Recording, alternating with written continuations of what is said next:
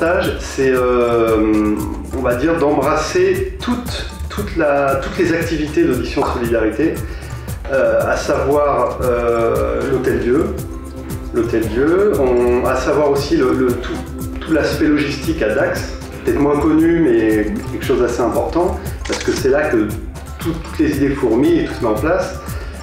L'action prévention, on a suivi à Orléans une intervention de Jean-Yves. Et puis, alors là, je trouve que c'est la grosse partie, en tout cas la plus impressionnante quelque part pour moi, Madagascar, donc une mission audition pour appareiller les élèves de l'école à Camin. C'est la première fois que tu viens dans une école d'enfants sourds, je suppose. Oui. Ton impression par rapport à cette semaine? Ma première impression quand je suis arrivé dans l'école, c'est pas une impression de silence. Moi, ça a été plutôt cette explosion de joie de tous les enfants et de toute l'équipe enseignante qui s'est dirigée vers l'équipe d'Audition Solidarité. Et tout le monde s'est pris dans les bras, il y a eu des moments assez forts, des retrouvailles. On sentait toute l'excitation des enfants et puis le plaisir de l'équipe enseignante. Voilà, moi c'était vraiment ma première impression, cette espèce d'énergie tout de suite. On est tout de suite plongé dans l'énergie d'une semaine qui va aller à 100 à l'heure. Au niveau de du travail effectué d'Audition Solidarité sur le terrain, quel est ton avis là-dessus? Alors c'est une question assez difficile, c'est une mission médicale, mais tous les professionnels que j'ai pu côtoyer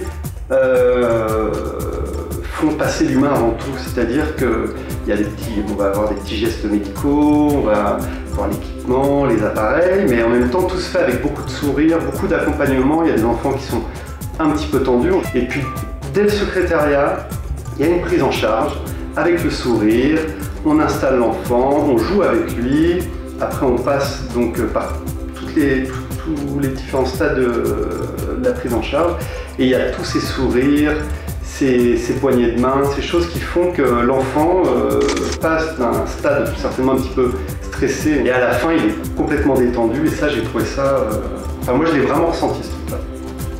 Un moment fort sur la semaine? Alors moi le moment fort, j'y ai pensé. C'est en fait, on était en ortho avec François Merlet. Et donc François qui est audioprothésiste, donc d'habitude qui ne participe pas du tout à cette partie du métier, et là qui était très attentif et qui suivait un petit garçon qui s'appelle Samuel.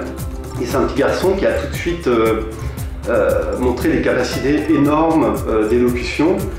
Et donc il s'est passé un truc entre François et Samuel qui était j'ai trouvé assez fort.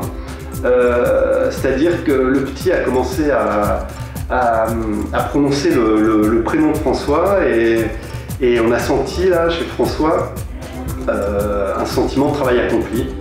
Donc j'ai trouvé ça vraiment très fort, comme s'il y avait une petite conversation entre les deux, toujours pareil, avec des gestes, avec plein de choses très très très fortes. Dernière question, si tu devais me résumer la mission en un mot? Ah ouais, donc un mot.